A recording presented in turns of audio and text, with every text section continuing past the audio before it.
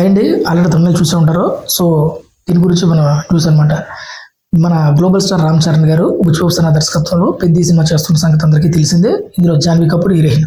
అయితే ఇప్పుడు ఈ సినిమాలో ఒక హీరోయిన్ అంటే మృణాల్ ఠాకూర్, ఈమె ఈ సినిమాలో ఒక స్పెషల్ సాంగ్, ఒక ఐటమ్ సాంగ్ చేస్తున్నారని చెప్పేసి ఒక న్యూస్ అయితే సోషల్ మీడియాలో బాగా సర్క్యులేట్ అవుతుంది.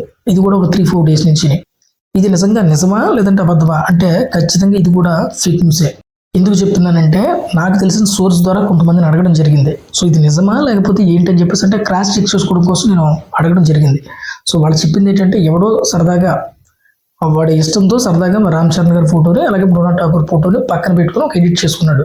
అది సోషల్ మీడియాలో షేర్ చేస్తే వీళ్ళిద్దరూ పెద్దలు నటిస్తున్నారు, మృణాల్ ఒక ఐటమ్ సాంగ్ చేస్తుందంటూ స్ప్రెడ్ చేశాడు ఎవడో ఒకడు.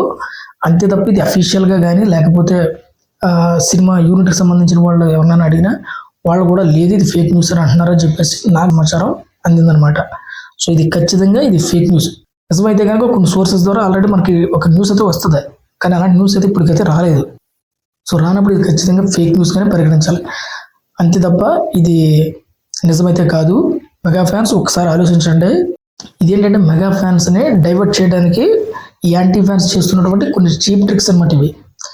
కొంతమంది ఇష్టంతో చేస్తున్నారు, కొంతమంది వాళ్ళ మీద అక్కస్తో చేస్తున్నారు. సో ఇది గుర్తుంచుకోండి. అంతే తప్ప ఏ పోస్టులు పెడితే పోస్టులు పెట్టి ఇలాగ స్ప్రెడ్ చేయడం అనేది కరెక్ట్ కాదు. రీసెంట్గా మృణాల్ గారికి ధనుష్ గారికి లవ్ వాళ్ళు పెళ్లి చేసుకోబోతున్నారంటూ కూడా ఒక న్యూస్ అయితే సర్క్యులేట్ అయ్యింది బాగా. సో అది కూడా ఫేకే. సో ఏది నిజం ఏది అబద్ధం తెలుసుకోకుండా మాత్రం దయచేసి చేయొద్దు.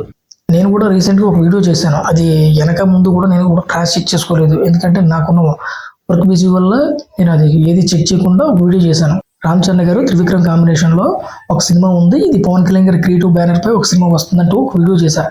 నేను కూడా అసలు ఎక్కడ క్రాస్ చెక్ చేసుకోలేదు. సోర్స్ నుంచి నాకు వచ్చింది ఇది, కానీ అది కన్ఫర్మా అంటే చెప్పేటువంటి పర్సన్ ఎవరైతే ఉన్నారో ఖచ్చితంగా చెప్తారు అన్న ఉద్దేశంతో నేను ట్రస్ట్ చేసి వీడియో చేశాను.